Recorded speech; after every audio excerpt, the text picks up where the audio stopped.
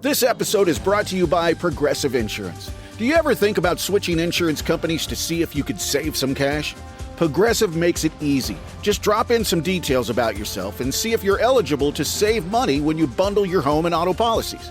The process only takes minutes, and it could mean hundreds more in your pocket. Visit Progressive.com after this episode to see if you could save. Progressive Casualty Insurance Company and Affiliates. Potential savings will vary. Not available in all states. People come to us not just because we're experts, but because they want a recommendation. Like they want us to say, not just say, hey, here are the packages, here are your options, here are the risks, whatever. They want us to say, here are the packages, here are the risks that you're dealing with. And from my perspective in your situation, I think you should be considering this. Step into the world of success with your brand amplified, the ultimate podcast designed to unravel the intricacies of thriving businesses. I'm your host, Annika Jackson, and I'm on a mission to uncover the stories, strategies, and secrets that have propelled entrepreneurs and business leaders to success. Jeff, you gave me an introduction that I'm going to use. I don't usually use people's introductions that they feed me, but instead of saying if a story started with, it's that old adage, right? If an engineer, attorney, MBA, and entrepreneur walked into a room, it sounds like a joke, but this is actually who you are. So Jeff Holman of Intellectual Strategies, thank you for being on Your Brand Amplified today. Yeah, thanks for having me, Annika. It's great to be here. And that is my story. I have all that. We could dive into it, but it's maybe a unique blend of skills. Yeah, I'd love to hear that because it's not often that you hear people go on as entrepreneurs. We often dabble in a lot of things, but to actually have all of those letters behind your name is unusual. Yeah, I actually remember back to one time I was at a lunch meeting for a bunch of attorneys, and this speaker came in, and this was early in my legal career, right? And he said, and I had my engineering degree, and I went into law school because with engineering and law, you can become a patent attorney, but I heard him speak and he's like, yeah, I think he had the same, some type of undergrad and an MBA and then a law degree. And I'm like, oh, that sounds interesting. So maybe that sparked it. It just put it in my mind. Yeah. Well, so did you initially start out wanting to be an engineer, or was it something you were really good at, but then you saw these other opportunities? Yeah, it's a great question because I actually knew that I wanted to go into engineering from high school. I really liked, my physics class and teacher, and I liked the sciences. I was good at math. I'm like, engineering is just the right fit. But I knew going into engineering that I didn't necessarily want to be an engineer. I didn't want to work in an engineering job my whole life. So I kind of went into it with this idea that engineering would probably be a really good background to get into business, which was, as soon as I graduated from engineering, as I was, walking with my class or whatever, 25 years ago, I was also applying for MBA schools. And I thought, I'm going to go to one of these really nice, well-ranked top 10 MBA schools and go do whatever, right? Do some type of business stuff. And clearly my path has diverted from that to some degree because I didn't go to business school right out of engineering. I went to law school a couple years later and then back to business school 14, 15 years after that. So I would say though that's a great way to do things. I teach grad school and I have students who have jumped right from undergrad and I have students who have work experience. And I would say that the ones who have work experience are probably better equipped to be, understanding the material that we're going through, and they have a basis, a foundation at least. Yeah, absolutely. I totally agree with you. It was the right way to do it. It's just not what I thought I wanted. But looking back, I would suggest something similar to a lot of people, right? Going right into business. Now, I guess you could go and you could be, work at one of these big consulting firms and kind of build the money for that. Or you could go and maybe get into investment banking or whatever. But the value I got out of my MBA program was so much different. And of course I applied it differently. I was the only attorney in that class because everyone else is there for other reasons. And they're like, you're an attorney. What are you doing here? I'm like, well, I have a lot of small business clients that are wearing all the hats in their own businesses. And I just want to understand better what they do, how they do it. Right. It's kind of like when I bought my first home with my wife. I was in engineering at the time. I was helping design, at least on paper, all these, hospitals and schools and large commercial buildings, where the plugs and lights and, transformers and all the electrical stuff goes. And I'm like, well, I'm building my own house. Maybe I should wire it too. Cause it's just why not? Why not see what I can do? And I did a great job. I was told. I also was told that when I went in for the 17th time to pick up supplies from the store, they're like, how big is this house? And I'm like, it's not that big. It's just maybe a little inefficiently wired. I don't know. Yeah, a little bit of a learning on the way. So I'd love to hear, because obviously you have a heart and an interest in small businesses, entrepreneurs, and helping them get to where they need to be to set up a successful business, not just a hobby, right? Absolutely. So talk a little bit about that and your journey to starting Intellectual Strategies. Yeah, paths are totally intertwined, right? So I went to Silicon Valley after law school, worked at what's called a patent boutique, where we worked with companies like IBM and Apple and large companies to a large extent, building patent portfolios. I quickly learned that I liked working with the smaller companies, the inventors, where you could meet the founder, you could sit down face to face, you could make a difference to them. And not that what we did for Intel, it's not that didn't matter. It's just, it was, from my perspective, it was one more patent in their portfolio. IBM, do they need their 7,001 patent for the year? It's a different impact. And so when you sit down and you make an impact with people one-on-one, face-to-face, there's a connection there that you can't get in other ways. And that really sparked me to want to work with smaller companies. And so that led me down a path of going out on my own. And the people I was with at the time, they were really great to me, and they hooked me up with some clients, and I ended up doing IBM work. I'm like 5 years later, I'm like, wait a second. I went out on my own to do this, and I ended up back on the same track with these same clients, right? So several years into that and running my own practice, I got to reboot. I got to serve the Balkis and the Sams and the Garys that are here locally with me, that are building something to change their lives. And so that's when I said, well, maybe I'll go get my MBA. I've wanted to do that forever. And I got my MBA, and what you learn in MBA school isn't necessarily applicable to running a small business. There are some programs that are starting to put more entrepreneurial content into their programs, but it's not many, and it's not great. And a lot of it's academic, speak, but I'm sure there are some good programs out there. It's just, 10 years ago, I think we're at the forefront of when people were saying, oh, let's build an entrepreneur program in our MBA class. So with all that, I basically, I took the classes, I learned the stuff, and I remember distinctly thinking to myself, when am I going to need to know this concept, revenue recognition from my managerial accounting class? I just am not going to need to know that as an attorney, but it's, helps me speak the language. And I kid you not, 2 years later, I was sitting with a client, and, revenue recognition was the topic of the conversation, driving the contract. And I was sitting down with the sales team, and I'm like, hey, we have to write the contract so that it fits with how we recognize revenue, because, revenue recognition is like a huge driver in startup valuations. And I said, we got to write this. And there's always tension. Sales guys and legal, there's a lot of tension there, right? Sales they're lone wolves. They're kind of reckless. We're legal. We're seen as being the naysayers, and we block the sales from happening.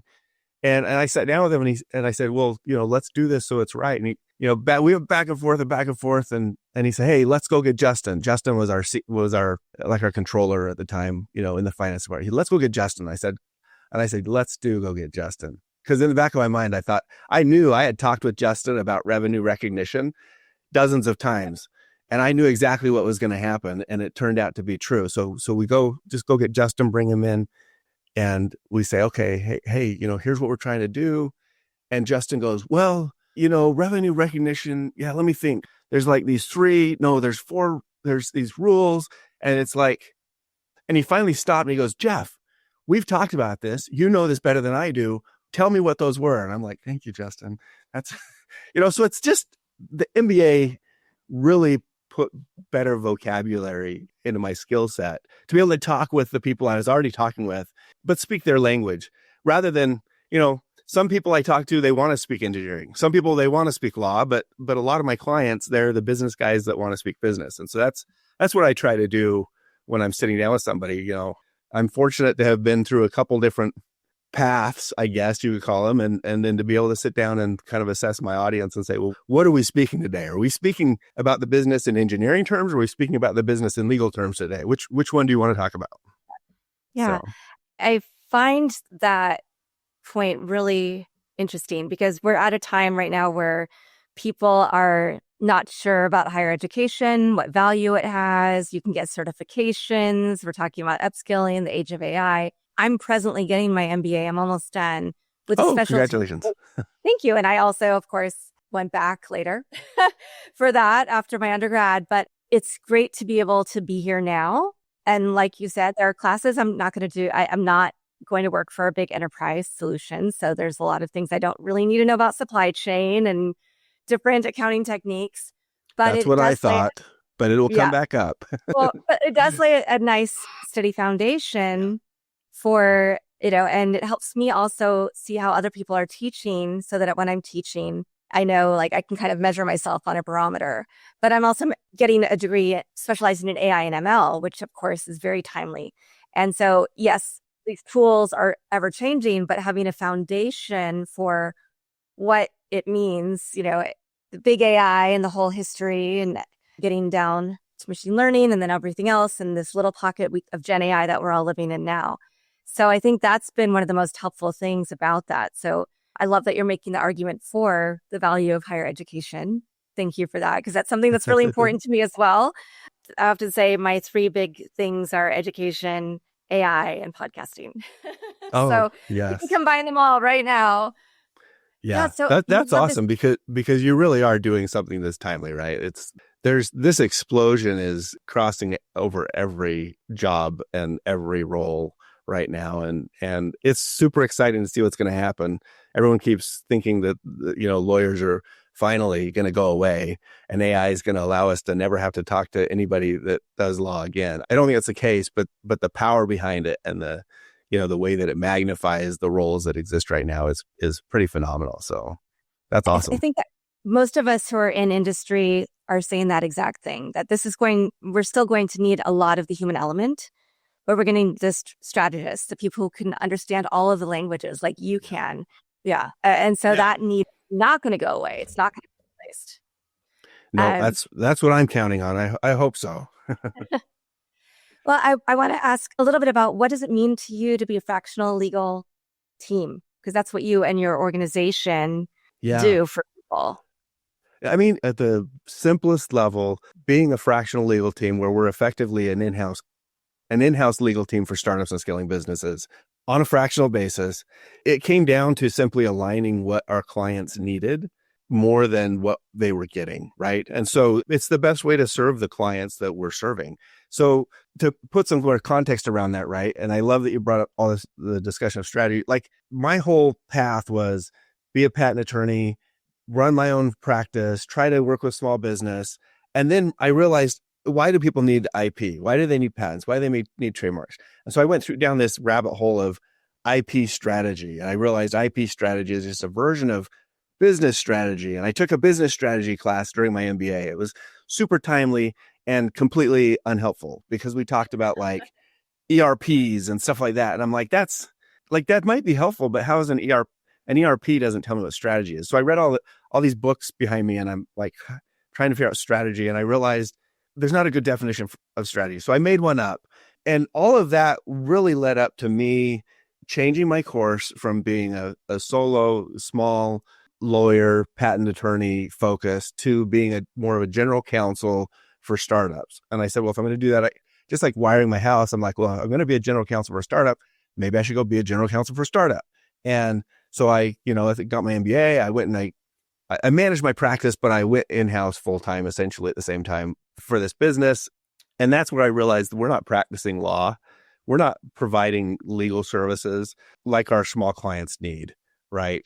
We just don't. And you don't realize it till you go into that position and you're like, oh, I literally said that 2 weeks in. I'm like, I've been doing this the wrong way. Not that what I was doing was malpractice wrong. It was just not the best way to serve these clients. And so that really led from 2015 on, that led to this, what we're talking about now, this fractional legal team, this idea that small companies have all of the same problems, maybe not as big or as often, but they have all of the same roles, all of the same problems as a big company does. They just don't have the resources to deal with it. So the person operating the company wears 7 hats. And then they hire an attorney and they're like, well, my attorney should wear 7 hats too. And it's like, I mean, great, but that's not ideal. What would be ideal is if you could just, you don't want to have to hire attorneys all the time because that's no fun. And every attorney bills you differently and you hate all of them. So, the idea here is, well, why don't we just make it so you hire one team once, a team that's really focused on how you operate as a small business operator. And if you need patents, great. You got a patent guy. If you need trademarks, you got a trademark person. If you have contracts, if you have a dispute, if you are raising money, get the right expertise from the right attorney at the right time, all within one team, and do it on kind of this predictable budget. And I say all that, and it's kind of like, well, yeah, I have people. In fact, I had somebody reach out to me. He's a high level I think he's officially a VP at a company. He's doing his own startup on the side type of thing. And he just reached out on Monday, scheduled a call with me for, I guess, Tuesday, was it? Maybe Wednesday. I can't remember. And no, it was Wednesday. Scheduled a call for Wednesday. And cause I do like these free strategy calls. And he said, I said, how'd you find me? He said, oh, an internet search. I'm like, great. It's working. Right. But he said, I read your website and it just makes sense. Like the way you described working with small businesses. Why isn't everybody doing this? And I'm like, I don't know. They should be. I'm telling everybody to do it. I'm telling them how to do it. Like, look what I'm doing and copy it if you want. But this is literally the way that lawyers should be working with small businesses. It makes sense and it minimizes the traditional hassles that we think of when we think of working with attorneys. Yeah. I mean, as a small business owner, I know that the firm that gave me the registered trademark for Your Brand Amplified, that's all they specialize in. So then you have to think, okay, then, they'd have to introduce me to somebody else to focus on other things for my business.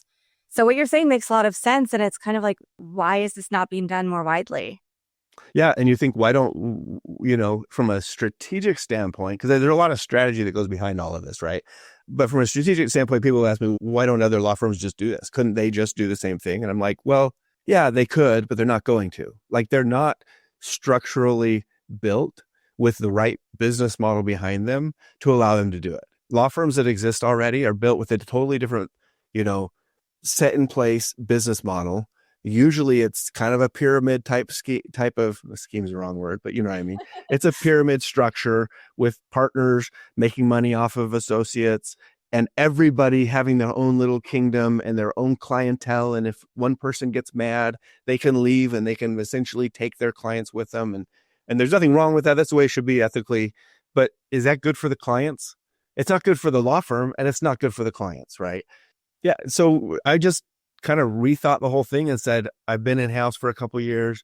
When it came time to transition out, I'm like, why don't I design the right thing? And I started off in one place and made a couple pivots along the way. And all of a sudden I'm like, fractional legal team. I actually called it integrated legal counsel at first. I'm like, I'm doing this integrated legal counsel because that described what I'm doing. But I don't know, 3 or 4 years ago, the word fractional just like multiplied like rabbits. And I'm like, I guess we need to rename what we're doing because it's that's what people are going to be searching for. Fractional GCs, right? So fractional general counsel, fractional attorneys. Anyway, you can tell I'll just talk about this forever. That's not the engineer inside of me. That's the attorney coming out. But it is the right way to practice with small practices. It really is. Yeah. And something else that you mentioned is a trend. I don't know if it's a trend, but it's something I'm seeing a lot of when I'm having discussions is people start out with the big clients where you have a really steady paycheck. The checks are going to clear when you're working with enterprise solutions and large companies, but the heart isn't there, right? So more and more people, I think, are leaving that behind and moving into how do I help the small guy? Because the U.S. is built on the backbone of small businesses. There are over 8 million small businesses in the United States. Thank you, Intuit Small Business Council, for the statistic. I just rolled off the council in May. So there's a lot of need, and there are a lot of things that small businesses don't know that they need Yeah. as well. Oh, for And that's sure. where Yeah. No. like you come in, because you can ask the right questions and get entrepreneurs to think about areas that might be a few years down the road, or 5-10 steps down the road, but they need to be putting structure into place now.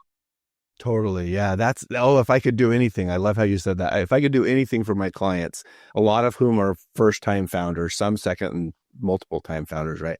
If I could take my first time founders and get them to think like second time founders, that would be gold, right? It would improve so much, because you make mistakes when you haven't been down that path before.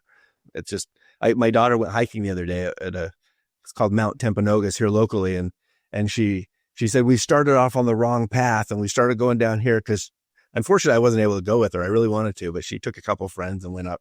I was super proud of her. She's 18 and did this big long hike. And anyways, we walked down the wrong path first, but then we saw this deer and we followed the deer for a bit because we wanted to see the deer. And we ended up on a different path, but we kept going there because that was the right path. But she just didn't know which trail to take right at the beginning because she didn't have me there with her.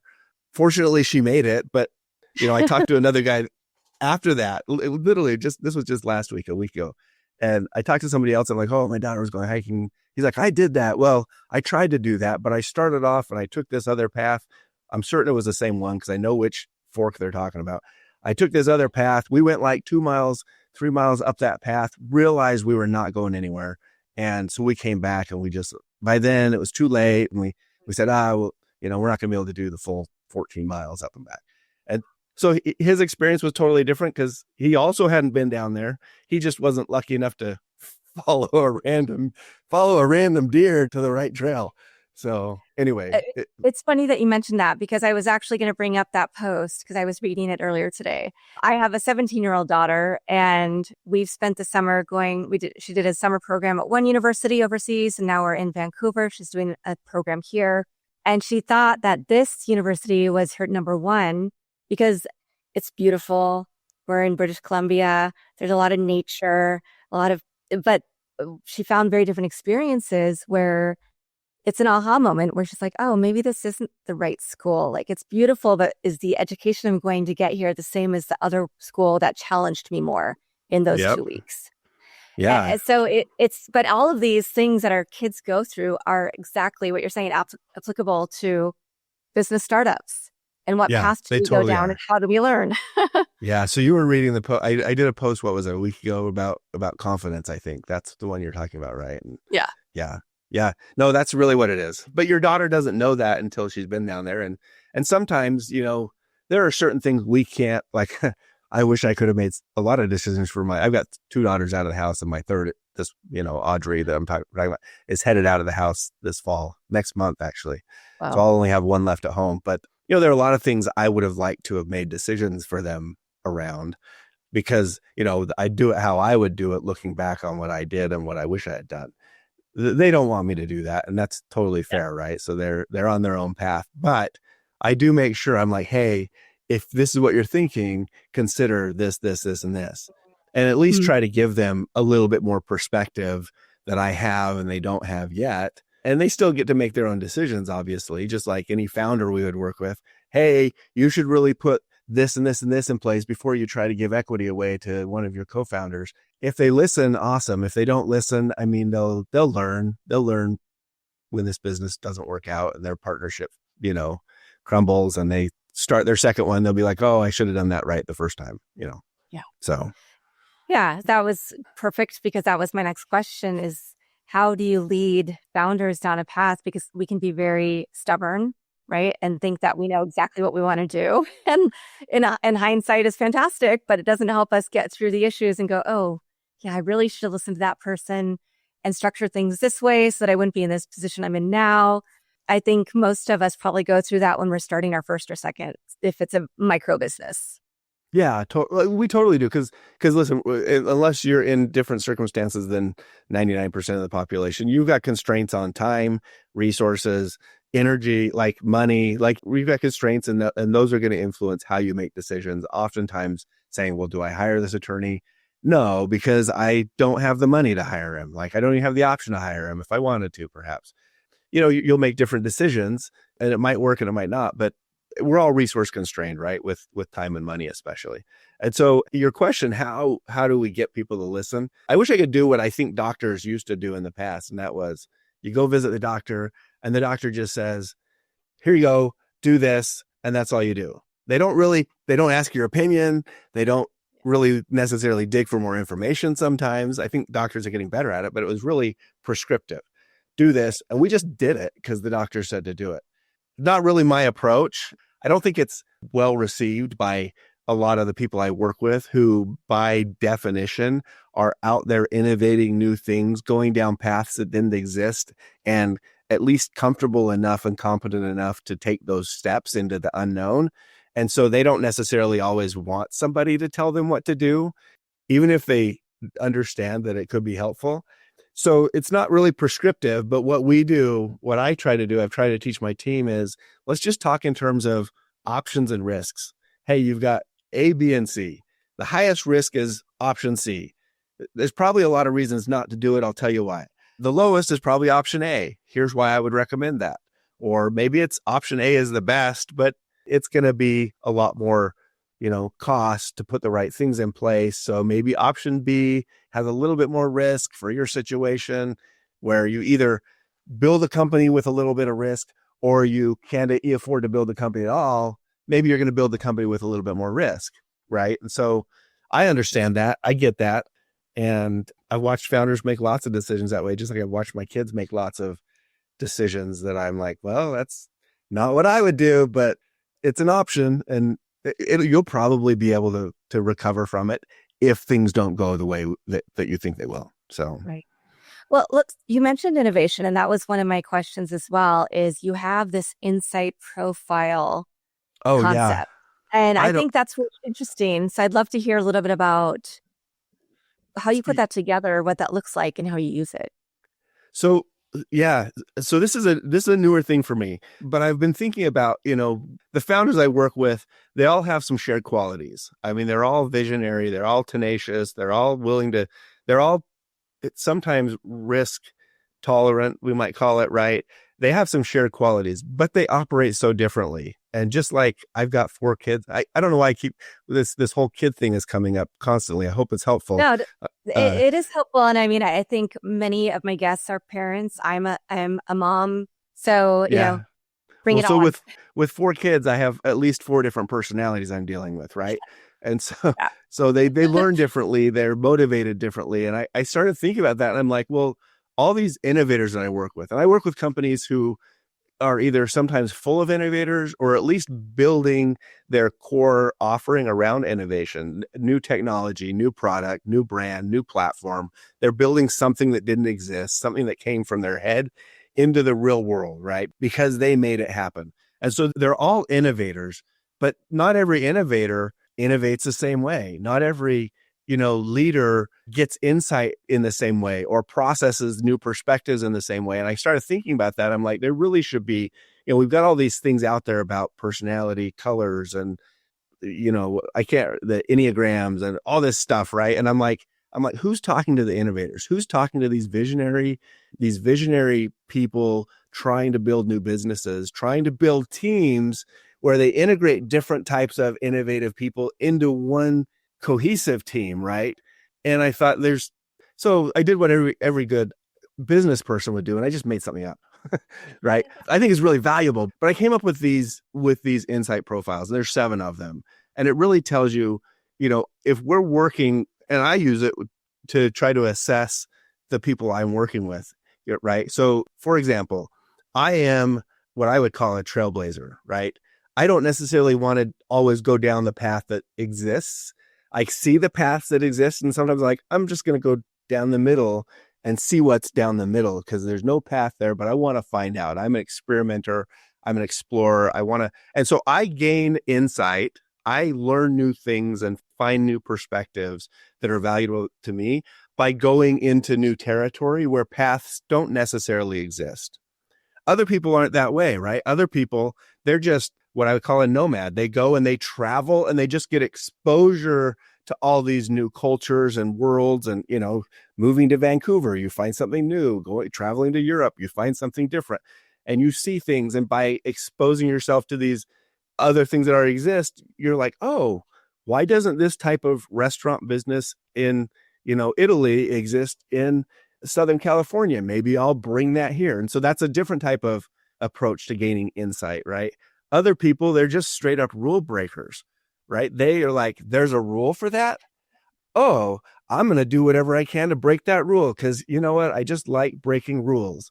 And I might have a little bit of that in me too sometimes, but I'm not my dominant. Other people, they're hackers, which it sounds like a rule breaker, but a bit different. They're like, hey, I'm going to take this system that exists and I just love like tearing it apart and putting it back together better. I'm going to figure out, sometimes that is also rule breaking, like hacking systems, right? Could be rule breaking, but sometimes hackers are just like, how do I optimize this thing so it works better? And I'm driven by that. So you can see there's different people are driven by different ways of gaining insight or perspective. And I believe that gaining new insight or new perspective is really the first step to establishing strategy. So in your business, maybe in your personal life, we're not motivated to do stuff until we're like, oh, I realized that there's this better way to do something. That aha moment, right? That why isn't anybody doing this? How many of us have said that? It's like, why isn't anybody doing this before? And then 2 years later, you're like, that was my idea. I just didn't do anything with it.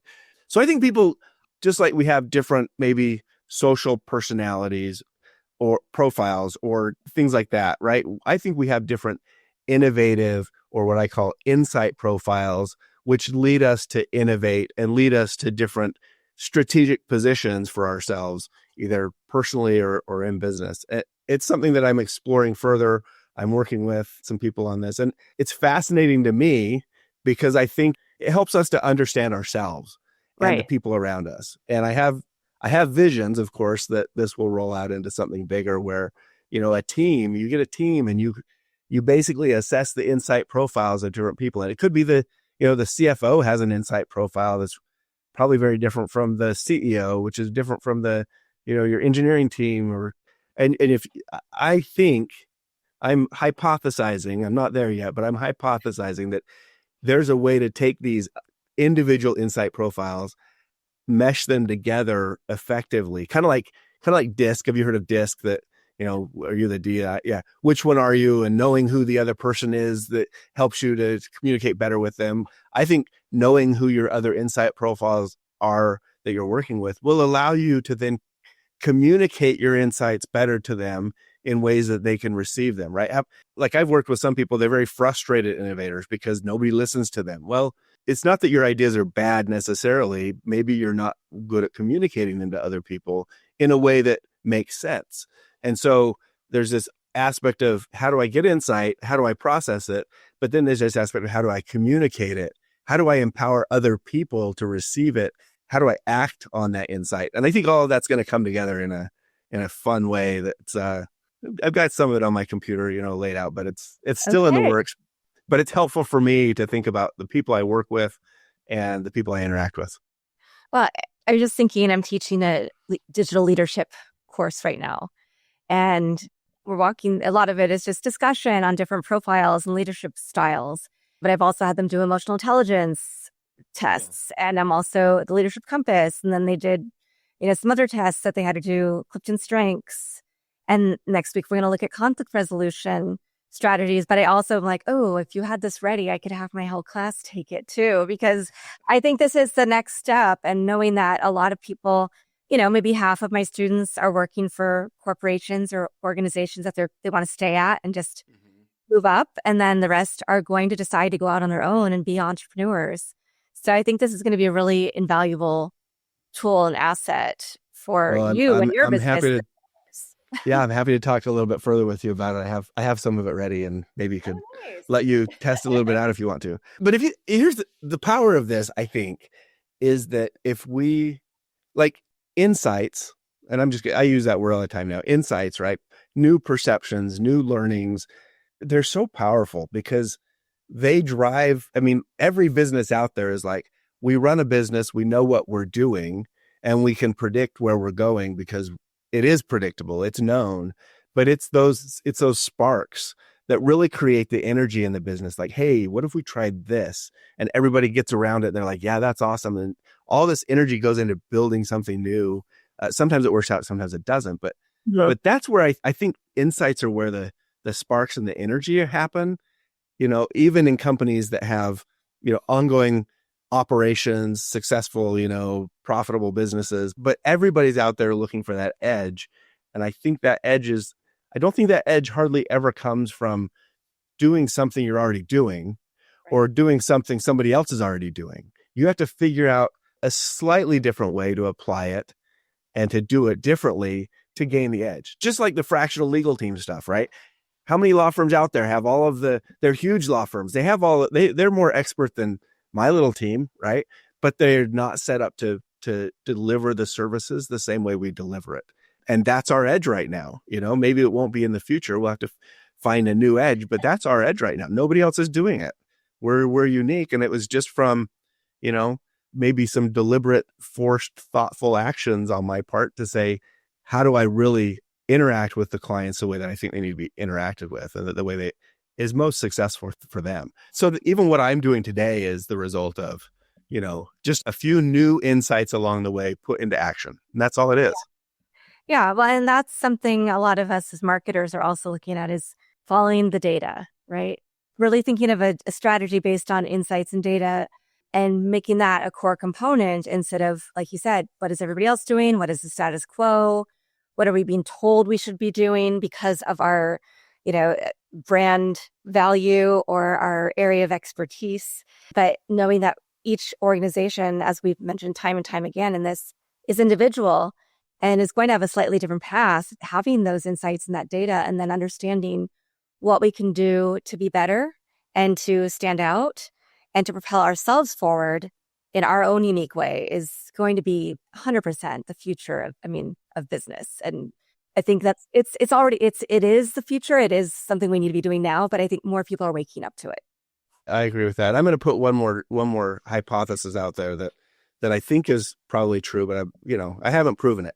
I realized when I picked the word insights, I'm going to get a lot of people talking strictly about data insights, right? Everything's data driven. Part of it, but it's not all of it. Yeah. Well, here's my hypothesis, and I could be wrong. My hypothesis is that insight is very rarely data driven, but it's data validated, right? Well, I think we use data to try to find insights, but what we're really doing is we're really trying to just find the patterns. Somebody, and AI, going back to the very beginning of our conversation, AI probably can't do this yet because AI just doesn't think outside the box as much. But as humans, we can pull something literally from our childhood memories and say, I see all this marketing data out there. And for some reason, I'm connecting it with this time I was riding a bike down the whatever, right? And I'm like, boom, there's an insight. There's a connection that I can make that AI just can't make. Data doesn't make it. Data presents the patterns, but I think insight is the true human ability, right? And then what we're really saying when we say we use data to find insights, what we're really saying is we have insights and we're using data to validate those insights, right? Otherwise, I think we're just talking about we're using data to find patterns. And is a pattern an insight? I don't know. I'm not sure it is. A lot of the inventors I work with, I'm not sure that they're using data to invent stuff. They're saying, I have a problem. Why isn't there something for this? And then they're like, oh, this is what it should be, right? So a lot of people are certainly being insightful and innovative without data. But so I'll be curious to see if there is some type of maybe granularity between actual data processing, data insights, and innovation insights. And I agree. Those are two very distinct things. In marketing world and digital media, insights help us formulate what we're going to do to brand an organization, right? Yeah. And knowing that, for instance, user-generated content performs much higher rate than professionally produced content. So that's a whole other area than we're talking about innovation. I'm seeing what you're saying in terms of even something that I just did, which is, and actually put your profile through this process of, okay, I've had a couple of people who have been not great interviews. I am not releasing these episodes. It's a waste of their time. It's a waste of my time. Doesn't make their agency look great. So what can I do? So then I worked with AI and formulated, here are the 4 things that are most important for my podcast. These are the qualities I want to see. Let's do some deeper research. So I created a agentic tech stack to do that. And I think you were one of the first people that I actually put through that. And of course you got, yes, book this person immediately. But that was an innovation that I did for myself. And the insights it gave me, yes, it gave me a score for each of my 4 main areas, but it also gave deeper insights in terms of why I gave that score, what I found out about a person, any red flags, topics we should discuss. Of course, I don't even look at that for these interviews often, because I just like us to freeform and kind of see where we go with a tiny bit of structure. But creating that for myself, now I have other people who want to use it. That's awesome. But I didn't create it because of data insights that I was getting from other, we need another tech stack. We need another SaaS tool for this problem. I did it to solve my own issue, knowing that I also use these other products. So I do see your point there. So I think there's a delineation between my marketing hat and my entrepreneur hat. Well, I'll tell you why I say that, because I'm jealous of marketing. That's the simple answer right there. As I dug into this whole world of strategy, I'm like IP strategy and business strategy. I'm like, the marketing world is so smart. They have essentially taken the whole concept of strategy and put it, everything, when you hear the word strategy, chief strategy officer, go-to-market strategy, everything is a marketing strategy. And I kind of want to, in my own little world, I'm like, no, marketing strategy is just part of business strategy, just like IP and patent strategy is part of business strategy. But the marketing world has really taken kind of the top position when you think about strategy. And so there's a part of me, I literally had this same connection when I started saying, well, insights and blah, blah, blah. And I started looking into it. I'm like, oh, data insights. Marketing did it to me again. Marketing is taking the top position on being insightful. And so I'm just jealous. That's why I say it. No, but actually, because we were talking a little bit about SEO working for how people are discovering your firm when they're doing searches. And I think it'd be pretty easy to brand yourself as the legal insight team because of that very reason, right? You're going to stand out among everything else when people are searching for insights. So that's actually a bonus for you. I like that. Yes. Yeah. So you appear on podcasts. You obviously do some marketing, advertising, SEO work. What else? You were getting clients in through referrals, but then they were not always the right client. So what are some other things that you do to get you as a brand, your organization as a brand out there and get that inflow of clients that you want? Oh, I didn't know you were going to expose my weaknesses on this podcast, but no, I remember early on when I was doing work, I went out on my own, left that firm in California, was out for a couple of years, ran into a buddy of mine, some ice cream place or whatever. I was out with my wife and saw Andy and him. Andy works at a bank. He looked pretty ragged for how young we still were. I think he was working long hours and stuff. And I remember telling him, oh yeah, it's not bad. I don't even have to do any marketing. And I, like a couple of years after that, I'm like, that was the dumbest thing to think I don't need to do any marketing, but I didn't. I could have a business. It could be like any, plumbing company or whatever. Like, you don't necessarily have to do marketing. People are going to call you and you'll have work. But thinking back on that before I went to go get I'm like, that was kind of ignorant statement. That was like a naive way to approach business, right? So I've really tried to do a lot of marketing things. And I will say a lot of them have not worked out well, whether it's writing a book, creating a workshop to teach people how to do certain legal things, creating other things, posting on LinkedIn has worked. So I would say in a vulnerable state here, we're still looking, right? We're still exploring. Our podcasting is one of the things we're doing for 2 reasons. One, I think the legal world really, and clients probably have to push this onto attorneys. They need to be demanding that they get services similar to what we're offering, whether that's from us or from somebody else. This is the way to get what you need as a small business client. So I'm getting the word out generally, but there's also a marketing aspect to that. The other thing I'm doing is I'm actually launching a podcast. It's not totally done yet. I'm probably 75% the way there. I think it's going to launch next month. And so there's a podcast I'm launching that is really directed to, I talked to somebody at one point and they're like, why aren't you doing a podcast and targeting your target clients? I'm like, I don't know. That's a really good question. Cause I was thinking about a podcast on like strategy or something like that. I'm like, like I like talking about that stuff. I like talking about innovation, but you're right. If I'm doing a podcast, I ought to be targeting my clients as guests and building relationships from the point of the recording onward. And so we're doing that next. And, things are really, for us from a marketing sense, despite the splattering of, or smattering, whatever the word is, of things that we're doing, like things are going well. We're finding the right people, and the right people are finding us because our message resonates. I just need to get that message out further than I'm getting it now. And, being a guest and being a host that's the next step. Yeah. Well, I won't argue with that because you get all the marketing and advertising material you need out of every episode. So yeah. It's been a blast so far. I'll say that. I've loved being a guest and talking about these things. So people like you have done such a good job of helping me to explain what I'm trying to say. Yeah, well, I think this is much needed. So I did want to ask a question about pricing, because there are a lot of small businesses that also are very bootstrapped and don't know what kind of, where do they make the first investments, and can they afford to hire a fractional legal team? Yeah. And a lot of people early on can't. And so there's still this aspect of, we need to do one or two projects for clients, get their business set up, file their first patent, maybe if you're an inventor type, help your founders get together and organize appropriately. There's some things where people can't do that, but it's a matter of funding, really. It's not a matter of whether or not it's the right thing to do. It's just a matter of funding.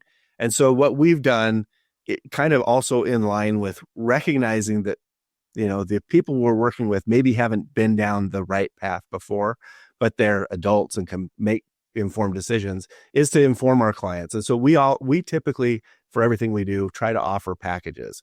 Do you want package A, B, or C? I call it the basic, the plus, or the premium. And we do it with patents and trademarks, and we do it with, things that are easily packaged, starting a new business, or, entity formation type stuff. All of that, it's like, which one do you want? And it's most often with our clients, it's budget driven. Well, I want this one, but I can afford this one. Great. Here's what you get. You know what you're getting, and the scope of it up front. The price of it up front. It's predictable, fixed fee oftentimes. And we do the same with our packages for fractional. Not that our fractional packages are really customized, because every client is different. Some are really IP heavy, some are dispute heavy, some are just contract heavy, some are like wild and everywhere. But so what I do to try to help that conversation move forward is I say, I've got some sample packages, basic plus premium, because I'm an engineer at heart still. I've got a matrix that'll show you what's in every package and what's not. And I've got a table describing all of the things that are in the matrix. So I send people this, 8 or 10 page document, and I'm like, use this as a point of reference, because, of course, if I could, if I had the budget to buy X house or X car or go on whatever vacation, like that's what I would want. But I look at my budget, I say, well, my budget for this activity is probably not the premium every time. It might be the plus or the basic perhaps. So really creating those options and describing, well, this is what you should be looking at. And, and then the other part of that, going back to the doctor reference that we had before, is, and I've tried, I don't think a lot of attorneys are great at this. I've talked to my team a lot about this. I said, hey, people come to us, not just because we're experts, but because they want a recommendation. Like, they want us to say, not just say, hey, here are the packages, here are your options, here are the risks, whatever. They want us to say, here are the packages, here are the risks that you're dealing with. And from my perspective in your situation, I think you should be considering this, and give them that direction. They, it goes a long way, a lot further than to just say, I don't know, go to the store. What kind of bread do you want to buy? There's all these different types of bread. There's wheat and there's white and there's, Texas toast or whatever. Like, that's, you choose. It's like, no, well, what are you making? You're making French toast on Saturday morning for your kids and their friends. You're not going to want necessarily all the wheat bread or the multigrain bread for that, depending on how you guys eat. I don't know. So make a recommendation, right? So packages and recommendations.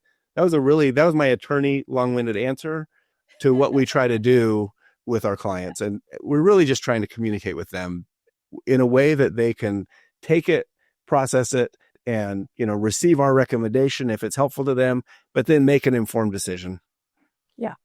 Yeah, fantastic. Jeff, I know we're going to have your website in the show notes.